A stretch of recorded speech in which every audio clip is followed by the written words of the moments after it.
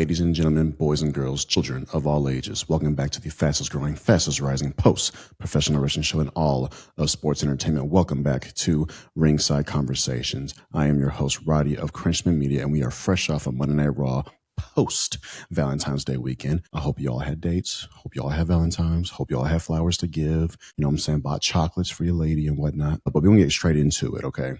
Monday Night Raw at this point is the Vision show, right? They open the show.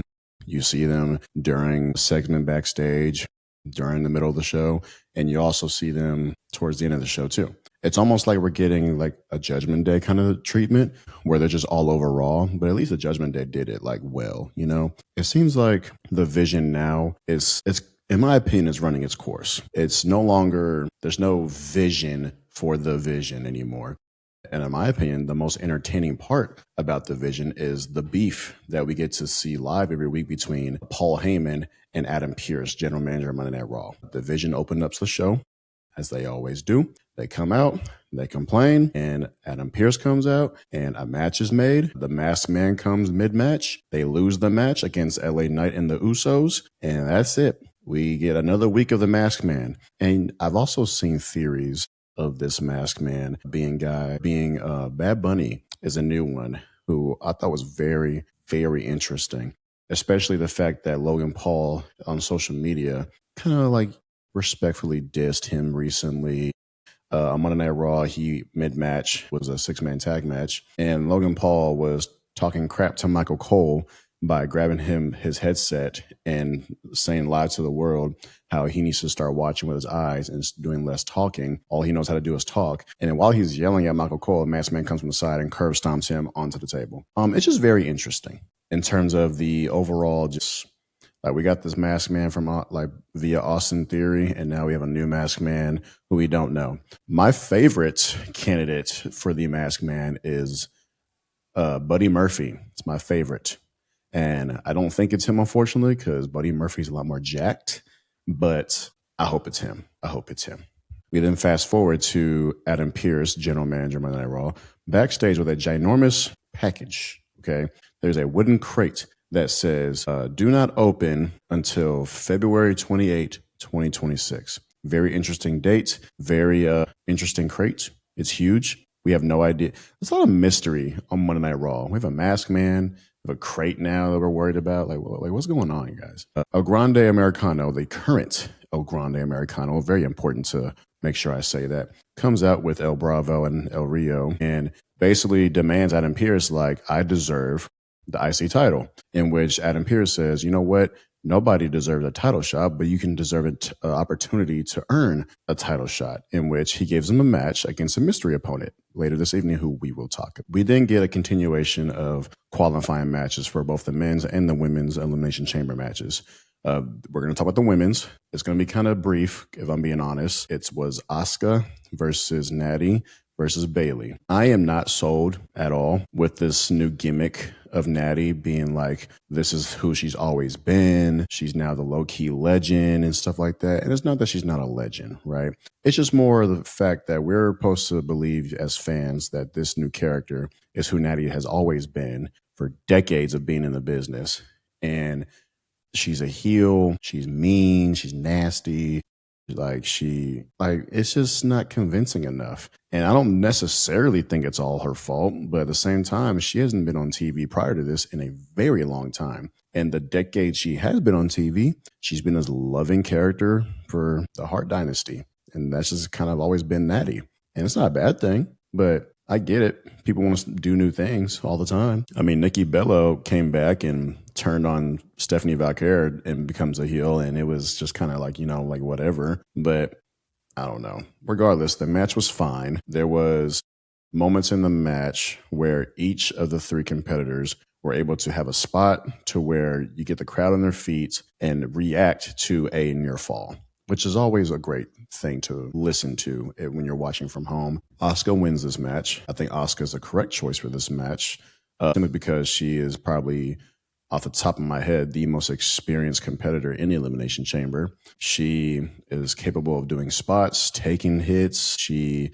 is dramatic enough because she is one half of the Kabuki Warriors, and nobody is ever ready for Asuka. After the match was over, we get to have a glimpse of the continuation of the rivalry between Nattie and Maxine Dupree. Nattie was on stage, and Maxine comes in from backstage and starts attacking her, in which we get a very small brawl after security breaks it up. And so we're still seeing more of this, of Maxine Dupree and Nattie. This, I think, is probably the most boring part of Monday Night Raw, and I hate to use the word boring, but like I'm just calling it how I feel about it. Maxine Dupree was in a way better spot when she was beefing with Becky. It was a lot more entertaining. It was a lot more of a better opportunity for her to grow, considering she's fighting someone. Now, granted, Nattie's also well experienced, but Becky is well more experienced at the top of the elite level. You know, guys, that's my dog. That's Stormy. Don't mind her. She was not trying to sleep early tonight. She is awake and curious on what's outside, I guess. But we love Stormy. And you know what? Y'all should type, we love Stormy in the chat. Stormy, hold on, guys. I'll let y'all meet her. Come here. Oh, yeah, come here. Oh, big girl. You say hi to Ringside Conversations and all the people in the chat? We love Stormy. Moving on, we now get to a very brief backstage moment between Adam Pearce and the Ruler, Obafemi, who has received an offer from SmackDown, but now obviously has received an offer from Adam Pearce, in which he claims his offer is way, way better than Nick Aldis's offer, in which Obafemi states that he wants to look things over, and Adam Pearce just takes his time. So he closes the contract and turns around, and Rusev is right there behind him, just staring him down. No words were shed at all. And it's quite interesting because, in my humble opinion, Rusev has been so underutilized since his return back to WWE, and the man that he is now could be utilized so much better. Like, he could have a mid-card title by now, and he's capable of having one. I don't know why or what WWE is planning with him, but a rivalry with Obafemi to uplift him would be fire. I'm a fan. Speaking of backstage segments, we have a lot of that tonight, actually, now that I'm going through all my notes here. The next one is Liv Morgan, the Women's Royal Rumble winner. It was marketed on Monday Night Raw that she was going to announce her opponents, either the World Heavyweight Champion Stephanie Vaquer or the WWE Women's Champion Jade Cargill. And she is backstage with her Daddy Dom and Michael Cole, who asks, who are you going to pick? And in Liv Morgan fashion, she laughs it off and says, I am not going to rush this decision. And you know what? Props to Liv, because she deserves to take her time after clawing for 9-10 years to be in the spot that she's in today. Mid-interview, Stephanie Vaquer, the Women's World Heavyweight Champion, interrupts the interview. Now, I couldn't tell you a lick of anything that she said. It was kind of very similar to how things were last week when she was in the ring arguing with Dom in Spanish, which that kind of happened for like a little bit until Dom stopped arguing and started translating directly to Liv. So Liv Morgan, her whole body language changed when she found out what she was saying. She definitely came across as like a victim, because after everything was said, Stephanie Vaquer walks out and Liv starts crying. And I don't know what Stephanie Vaquer said, but clearly it was rude. So this leads to my favorite segment of the evening, and our World Heavyweight Champion, CM Punk, comes out. And as everyone knows, he has a match in Chicago, Elimination Chamber, with Finn Bálor for the World Heavyweight Championship. Now, there is no denying that CM Punk is not losing to Finn Bálor in Chicago. However, WWE is doing a fantastic job with building this match for me to be like really intrigued and interested in Finn Bálor, which is everything that man deserves. He cuts a promo, CM Punk, on how he's made the industry better. He's made everything better. He talks about being the best in the world, and that's exactly who he is, right? While talking about being the best in the world and mentioning Finn Bálor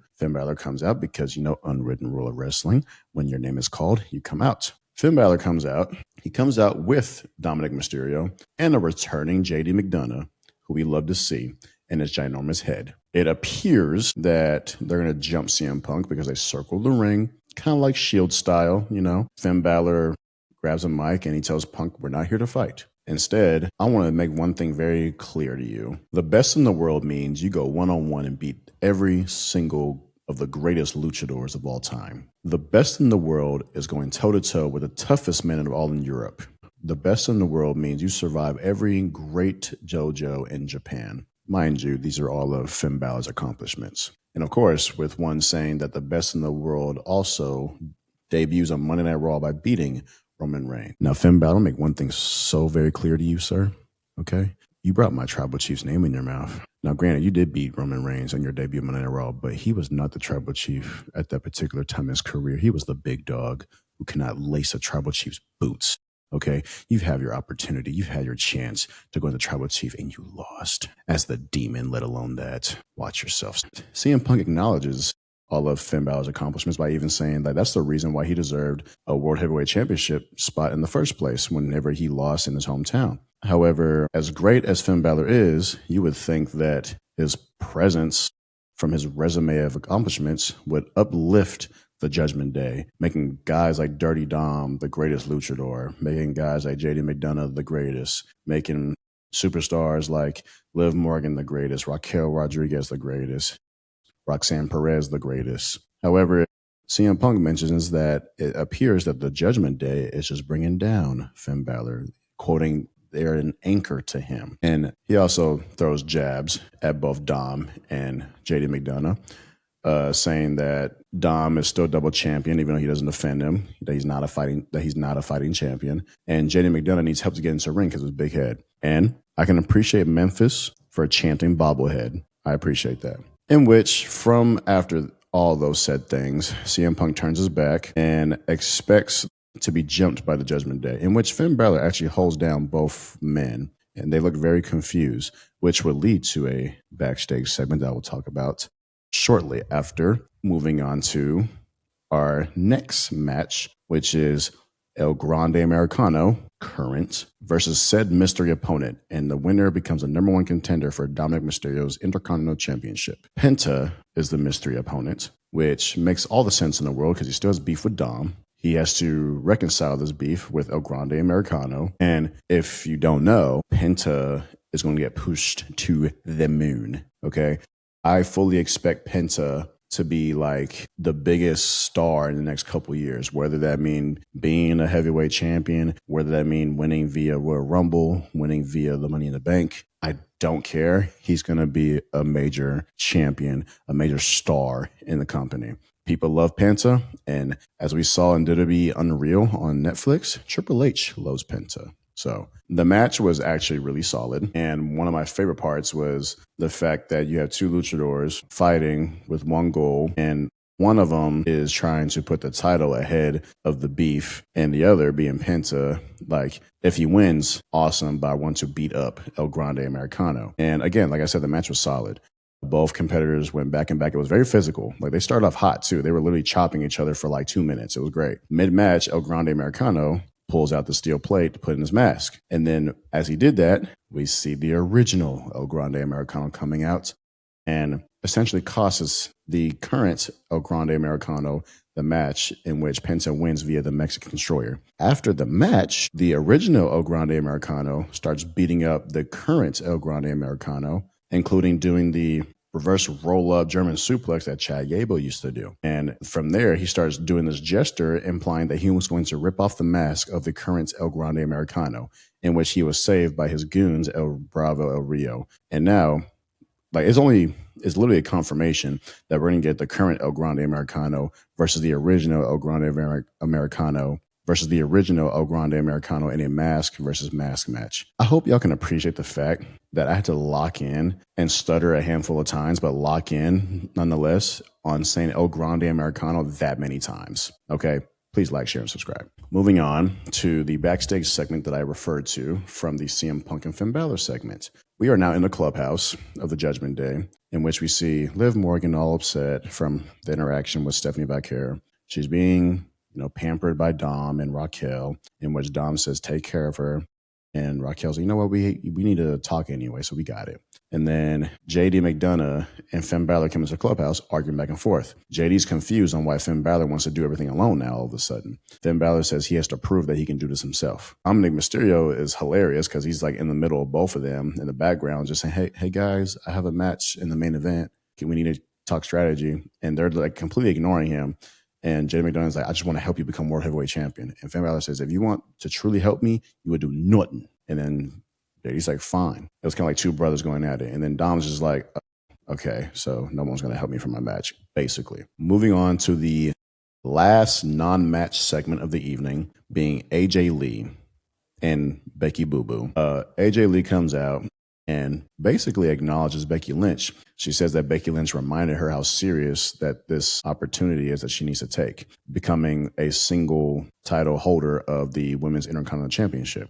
We haven't seen AJ Lee hold a title since her departure almost 10 years ago. So with that being said, it's like, yeah, she can say that it's really fun and easy to get under Becky's skin, but, you know, Becky from last week sneaks up on her during the time where AJ Lee was going to help Maxine Dupree and slammed her face into the ring post outside. So clearly, Becky Lynch, who does come out later, has the intent to retire AJ Lee. She hates AJ Lee. She cannot stand AJ Lee. She cannot understand why she's back, amongst other things. So when she comes out after AJ Lee calls her Becky Boo Boo, we find out Becky's set intentions, in which AJ Lee is just so funny because she's like a, I don't know, like a psychiatrist almost. Like she just knows psychology to get under Becky's skin, in which, you know, she's like, oh, you know, we can throw down at Elimination Chamber, but we can also throw down here in Memphis right now. And I'll even let you throw it in the first shot because I know you love cheap shots, in which Becky takes off her mink and goes into the ring. And with her body language, it seems like she really wanted to,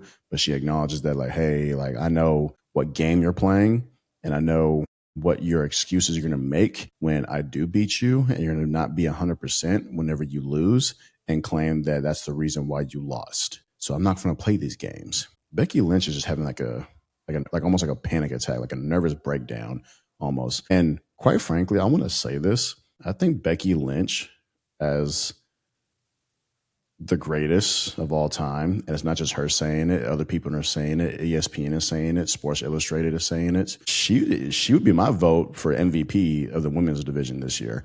In my opinion, she was so entertaining. She's had quality matches outside of the Nikki Bella match. She has been a great champion. She's been a great heel, and she's probably the most entertaining part about the women's division on Monday Night Raw. Not to say that everybody else is not entertaining, but like she's like top. In my opinion, like she's just so fun to watch. So their conversation ends, and it ends with Becky throwing the mic down and said, "I don't fight in Memphis," because, you know, typical heel. And now, ladies and gentlemen, we're on top of the main event, being a qualifying match for the men's Elimination Chamber match, in which who is going to join Randy Orton, LA Knight, and Cody Rhodes out of Javon Evans, Gunther, and Dominik Mysterio.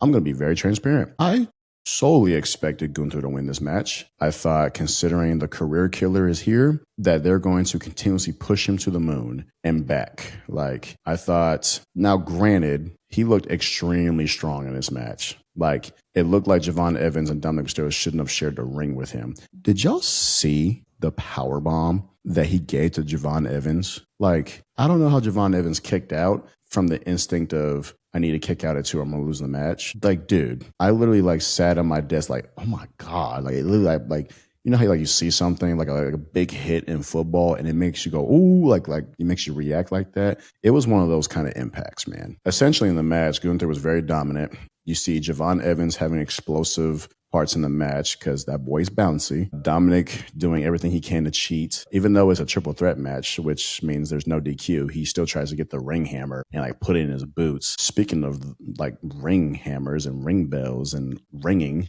okay, there was a point in the match where on the outside, Dominik gets a hit off the apron because Gunther hits him and he notices that Dom had the hammer. So he like puts his foot on Dom to where he can't get the hammer, takes the hammer, and is about to strike Dom with it. And then all of a sudden, Dragon Lee comes out and hits Gunther upside the head with the ring bell. And I'm surprised he's alive. I'm being so for real. If y'all didn't see it last week, Gunther put him in the sleeper hold after he was disrespecting AJ Styles, a phenomenal one. And Dragon Lee, who was his last tag team partner, comes in to defend him and gets hanged over the ring by Gunther. I didn't know he had a heartbeat still. He hit Gunther upside the head and Gunther's down for the rest of the match. And Javon Evans and Dom put on a show by themselves. We all thought for one moment after Dom hits Javon Evans with the 619 that, oh my God, Dom's going to do it. And I was like, you know what? This kind of makes sense if Dom wins because, you know, like he can lose,